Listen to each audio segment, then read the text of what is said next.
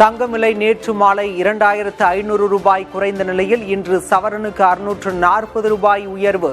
சென்னையில் ஒரு சவரன் 1,07,440 ரூபாய்க்கு விற்பனை.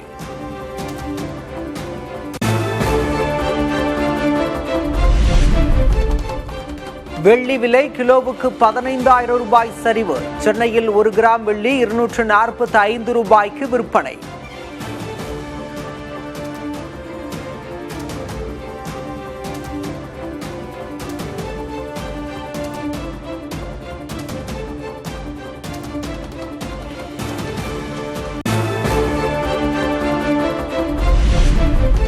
வணிக சிலிண்டர் தட்டுப்பாடு எதிரொலி. டீ கடைகளில் வடை, சமோசா, பஜ்ஜி விலை 50% உயர்வு.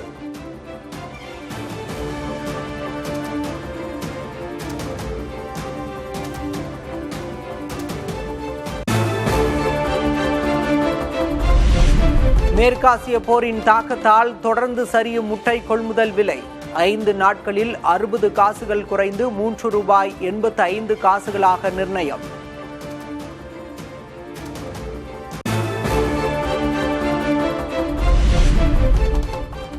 போர் பதற்றத்தால் கிருஷ்ணகிரி மாவட்டத்தில் தேங்காய் ஏற்றுமதி கடுமையாக பாதிப்பு. 50 லட்சம் தேங்காய்கள் தேக்கமடைந்து 1,50 கோடி ரூபாய் இழப்பு ஏற்பட்டுள்ளதாக விவசாயிகள் கவலை.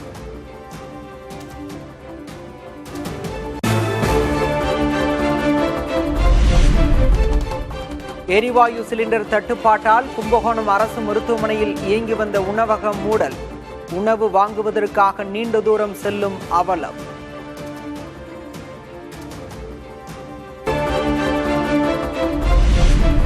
சென்னை அசோக் நகரில் 77 கோடி ரூபாய் மதிப்பிலான தங்கம் மற்றும் வெள்ளி நகைகள் பறிமுதல். உரிய ஆவணங்கள் இல்லாததால் வருமான வரித்துறையிடம் ஒப்படைத்த தேர்தல் பறக்கும் படை அதிகாரிகள்.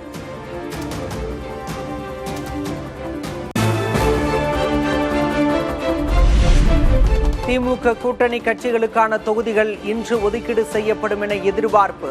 அண்ணா அறிவாலயத்தில் தொகுதிகளின் பட்டியலை முதல்வர் மு.க. ஸ்டாலின் வெளியிட உள்ளதாக தகவல்.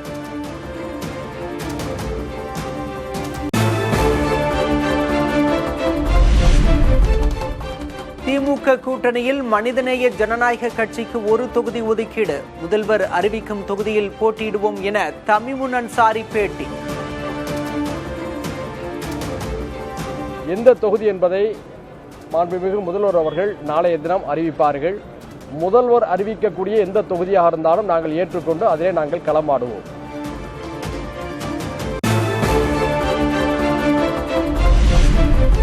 திமுக கூட்டணியில் எஸ்டிபிஐ கட்சிக்கு ஒரு தொகுதி ஒதுக்கீடு. உதயசூரியன் சின்னத்தில் போட்டியிட உள்ளதாக எஸ்டிபிஐ நிர்வாகி தெஹ்லான் பாகவி அறிவிப்பு.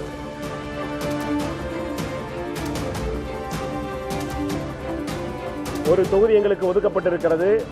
அந்த தொகுதி எது என்பதனை நாளைய தினம் முதல்வர் அவர்கள் அதை அறிவிப்பார்கள். அந்த தொகுதியை நாங்கள் முழுமையாக ஏற்றுக்கொண்டிருக்கிறோம்.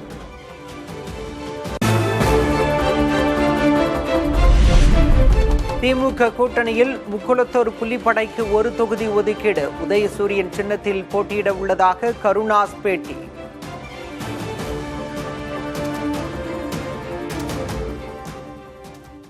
மாண்புமிகு தமிழக முதலமைச்சர் அவர்கள் முக்குளத்தூர் புலிப்படைக்கு இந்த கூட்டணியிலே ஒரு தொகுதியை வழங்கியிருக்கிறார்கள்.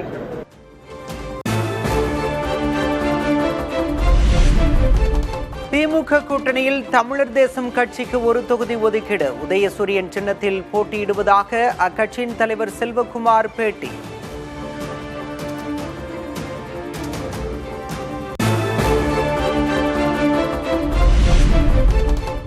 திமுக கொடுத்த எண்ணிக்கை சின்னம் தொடர்பாக வருத்தம் உள்ளது. சிரித்துக் கொண்டே அழுவதாக மதிமுக அவைத் தலைவர் அர்ஜுனராஜ் பேட்டி. எங்களுடைய தகுதி நிர்ணயத்தில் எங்களுடைய தரத்துக்கு தகுந்த மாதிரி கொடுக்கலிங்கிற வருத்தமும் எங்களுக்கு இருக்குது. சிலர் சிரிப்பார், சிலர் அழுவார். நாங்கள் சிரித்துக்கொண்டே அழுகின்றோம். அப்படிங்கிறது தான் எங்களுடைய நிலைமை. 4 தொகுதிகளும் எங்கள் சின்னத்தில் போட்டி விட முடியலேங்கிற ஒரு வருத்தத்தோடும் நாங்கள் இருக்கிறோம்.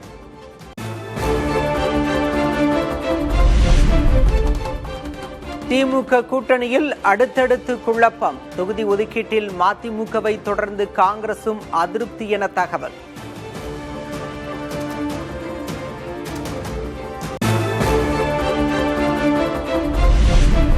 திமுக கூட்டணியில் நெருடல் என்பதே இல்லை என விசிக தலைவர் திருமாவளவன் பேட்டி. நிறைய கட்சிகள் சேர்ந்துள்ளதால் தொகுதிகள் இறுதி செய்யப்படுவதில் தாமதம் என்றும் விளக்கம். ஒன்றும் நெருடல்களே கிடையாது. பெரிய கூட்டணி என்பது மட்டும்தான் இதுல பிரச்சனை, வேற ஒன்றும் கிடையாது.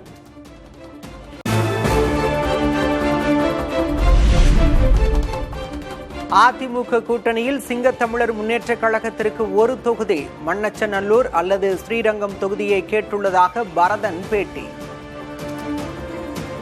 கூட்டணியில சிங்கத்தமிழர் முன்னேற்ற கழகத்துக்கு ஒரு தொகுதி ஒதுக்கீடு செய்து இறுதி செய்யப்பட்டு விட்டது. ஸ்ரீரங்கம், மண்ணச்சநல்லூர் ஆகிய 2 தொகுதிகளில் நாளை எந்த தொகுதியை பொதுச் செயலாளர் வெளியிடுகிறாரோ அந்த தொகுதியில் சிங்கத்தமிழர் முன்னேற்ற கழகம் இரட்டை இலை சின்னத்தில் போட்டி போடுறதை உறுதி பண்ணியிருக்கோம். தொகுதி பங்கீடு விவகாரத்தில் அதிமுக மீது புரட்சி பாரதம் கட்சி அதிருப்தி. அதிமுக கூட்டணியில் நீடிப்பதா அல்லது வெளியேறுவதா என்பது குறித்து இன்று முடிவை அறிவிக்கிறார் பூவை ஜெகன்மூர்த்தி.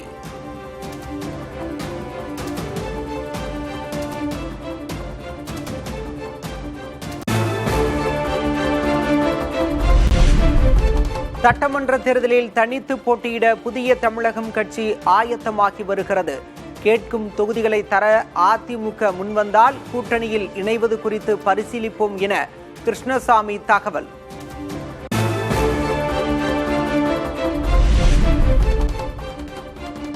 சட்டமன்ற தேர்தலில் போட்டியிடும் அதிமுக வேட்பாளர்களின் முழு பட்டியல் இன்று வெளியிடப்படலாம் என தகவல். முதற்கட்டமாக 23 வேட்பாளர்கள் அறிவிக்கப்பட்ட நிலையில் வெளியாகிறது அடுத்த கட்ட பட்டியல்.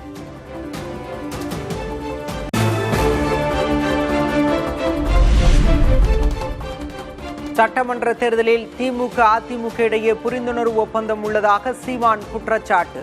திமுக அமைச்சர்கள் வெற்றி பெற உதவும் வகையில் அதிமுகவில் தொகுதி பங்கீடு நடந்திருப்பதாகவும் சேலம் பரப்புரையில் விமர்சனம். ஆழ்ந்து கவனிச்சீங்கன்னா எங்கெங்கே திமுகவுடைய அமைச்சர்கள் நிக்கிறாங்களோ அங்கெல்லாம் பாஜக ஒதுக்கிடுச்சு. அவங்க பிஜேபி வரக்கூடாது சொல்லி எளிதா தோக்கடிக்கணுங்கிற நோக்கில எல்லாம் ஒரு புரிந்துணர்வு ஒப்பந்தம்.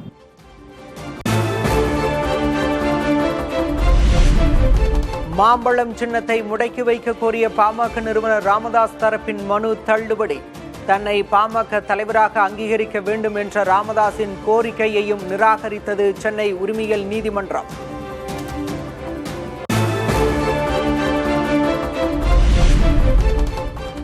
மாம்பழம் சின்னம் விவகாரத்தில் தேர்தல் ஆணையத்தின் நடவடிக்கை பாரபட்சமானது என பாமக நிறுவனர் ராமதாஸ் கண்டனம்.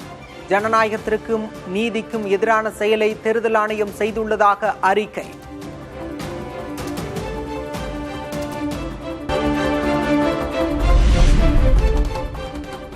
பெட்ரோல் மீதான கலால் வரி லிட்டருக்கு 13 ரூபாயிலிருந்து 3 ரூபாயாக குறைப்பு. லிட்டருக்கு 10 ரூபாயாக இருந்த டீசல் மீதான கலால் வரி முற்றிலுமாக நீக்கம்.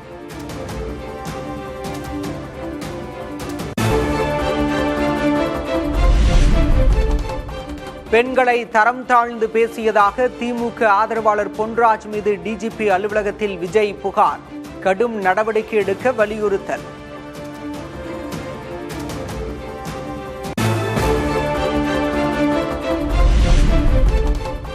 சென்னை பனையூரில் உள்ள கட்சி அலுவலகத்தில் நிர்வாகிகளுடன் ஆலோசனை நடத்திய தவேக தலைவர் விஜய். 29ஆம் தேதி வேட்பாளர் பட்டியல் வெளியாகும் என தகவல்.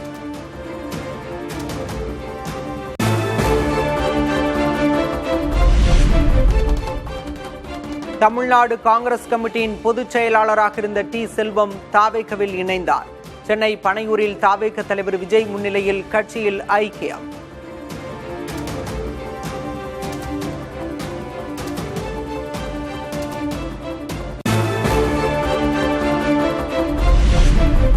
சென்னை பெரம்பூரில் விஜயின் பரப்புரைக்கு அனுமதி கிடைத்துவிட்டது. நாளை பரப்புரை நடைபெறும் என ஆதவ் அர்ஜுனா அறிவிப்பு. பெரம்பூர் வந்து நம்ம நாளான்னைக்கு 28ஆம் தேதியிலிருந்து ஒரு ப்ரோக்ராம் ஸ்கெட்யூல் ஸ்டார்ட் ஆயிருக்கு.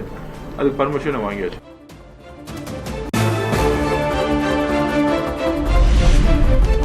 திமுக கூட்டணியிலிருந்து விலகிய தவாக தலைவர் வேல்முருகன் தலைமையில் உருவானது புதிய அணி. தவேகவுடன் கூட்டணி இல்லை என்றும் வேல்முருகன் அறிவிப்பு.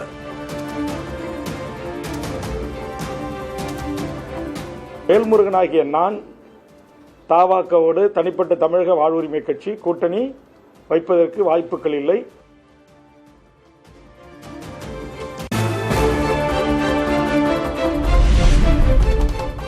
புதுச்சேரியில் இந்தியா கூட்டணியில் நீடிப்பது குழப்பம். 5 தொகுதிகளில் திமுகவும் காங்கிரசும் எதிரெதிராக போட்டியிடுவதால் தொண்டர்கள் அதிர்ச்சி.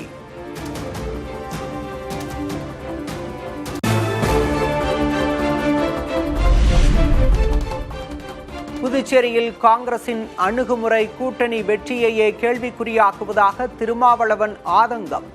உழவர்கரை தொகுதியை விசிகவுக்கு ஒதுக்கிய பிறகும் காங்கிரஸ் வேட்பாளர் மனுவை திரும்ப பெறாததற்கு அதிருப்தி.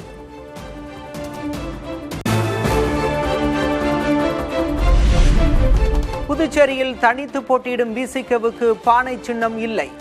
சுயேட்சையாக கருதி ஊசுடு நெட்டப்பாக்கத்தில் வாலியும் உழவர்கரையில் கரும்பலகை சின்னமும் ஒதுக்கீடு.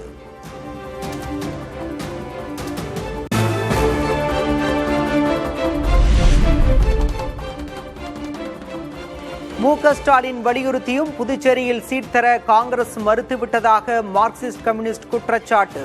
புதுச்சேரியில் ஏற்பட்டுள்ள கூட்டணி சிக்கலுக்கு காங்கிரசின் அணுகுமுறையே காரணம் என்று இந்திய கம்யூனிஸ்ட் கட்சியும் சாடல்.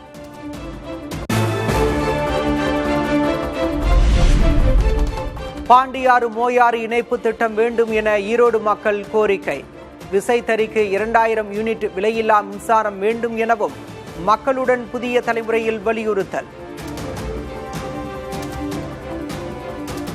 நீண்ட கால திட்டமா இருக்கின்ற கேரளாவில் வீணாய் போய் கொண்டிருக்கிற அந்த பாண்டியாறு மோயாறு பவானியாறு ஒரு இணைப்பு திட்டம், அது ஒரு பெரிய ஒரு நிதி கிடையாதுங்க.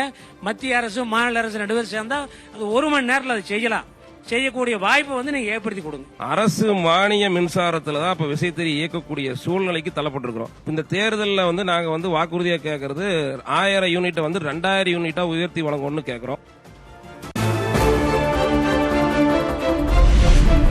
திருப்பூரில் நடனம் நாடகத்துடன் அரங்கேறிய இளையோருடன் புதிய தலைமுறை நிகழ்ச்சி. வாக்களிப்பதன் அவசியம் குறித்து விழிப்புணர்வு ஏற்படுத்திய இளைஞர்கள்.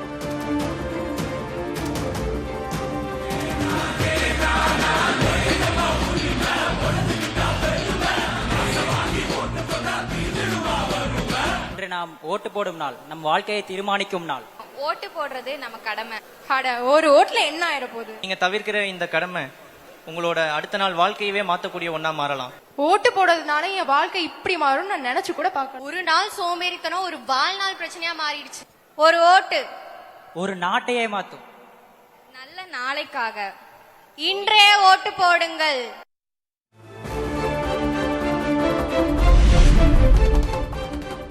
திருப்பூரில் இளைஞர்களுடன் புதிய தலைமுறையில் அரசியல் பேசி பிரமிப்பூட்டிய கல்லூரி மாணவ மாணவிகள்.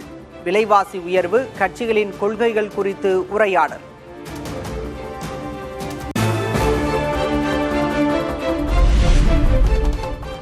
மத்திய அரசு கொண்டு வந்துள்ள திருநங்கைகள் உரிமைகள் பாதுகாப்பு திருத்த மசோதாவுக்கு எதிர்ப்பு. திருநங்கைகளுக்கான தேசிய கவுன்சில் உறுப்பினர்கள் கல்கி சுப்பிரமணியம், ரிதுபர்ணா நியோக் ராஜினாமா.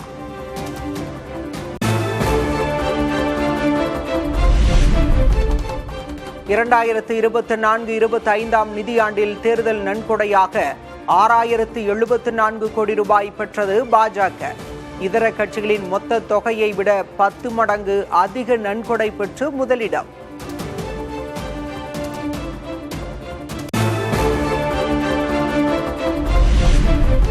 மேற்காசிய போர் தொடர்பாக இன்று மாநில முதல்வர்களுடன் பிரதமர் மோடி ஆலோசனை. தேர்தல் அறிவிக்கப்பட்டுள்ள தமிழ்நாடு, கேரளம் உள்ளிட்ட மாநில முதல்வர்கள் பங்கேற்க மாட்டார்கள் என அறிவிப்பு.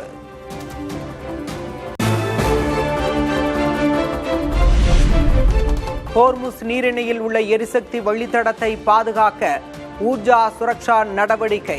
இந்தியாவின் எரிசக்தி தேவையை பாதுகாக்க களமிறங்கிய கடற்படை.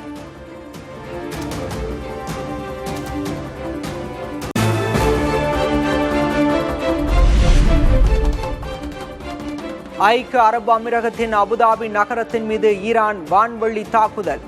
இந்தியா பாகிஸ்தானைச் சேர்ந்த 2 உயிரிழந்ததாக அமீரகம் தகவல்.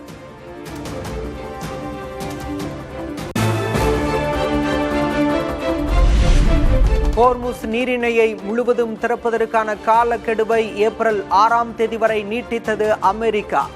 ஈரானின் எரிசக்தி கட்டமைப்புகள் மீதான தாக்குதலை அதுவரை நிறுத்தி வைப்பதாக அதிபர் ட்ரம்ப் அறிவிப்பு.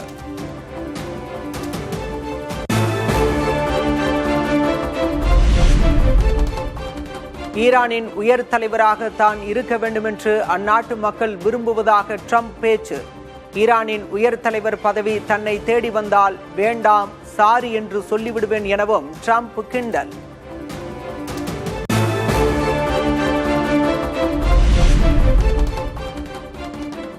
சென்னை, பெங்களூரு, ஹைதராபாத் ஐடி நிறுவனங்களில் சமையல் எரிவாயு தட்டுப்பாடு. கேண்டீன்களில் சமையல் நிறுத்தப்பட்டு வருவதால் ஊழியர்கள் பாதிப்பு.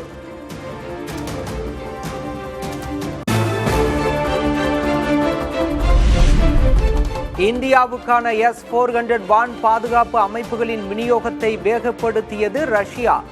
ஏப்ரல் மற்றும் நவம்பரில் 2 S-400 தளவாடங்களும் வந்து சேரும் என தகவல்.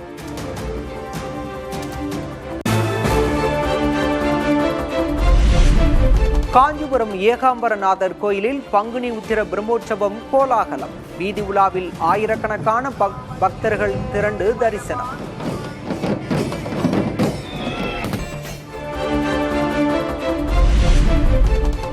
மதுரை சுற்றுவட்டார பகுதிகளில் சுட்டெரிக்கும் கோடை வெயில். வெப்பத்தை தணிக்க அழகர் கோயில் யானை உற்சாக குளியல்.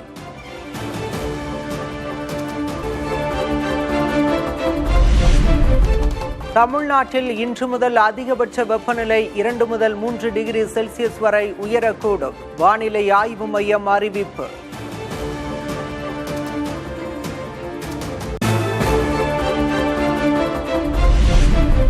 தமிழ்நாட்டில் நாளை முதல் 5 நாட்களுக்கு மழை பெய்யக்கூடும். சென்னை வானிலை ஆய்வு மையம் கணிப்பு.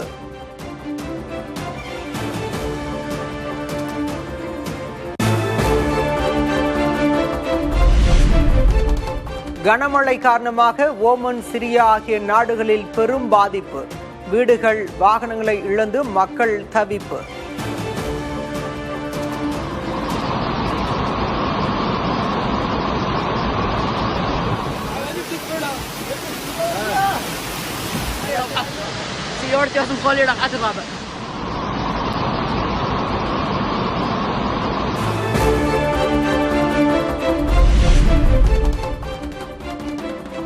எழுநூறு ஆண்டுகள் பழமையான மங்கோலிய போர்க்கப்பலை கண்டுபிடித்த அகழ்வாராய்ச்சியாளர்கள். ஜப்பானின் நாகசாகி கடலில் கண்டுபிடிக்கப்பட்ட போர்க்கப்பல்.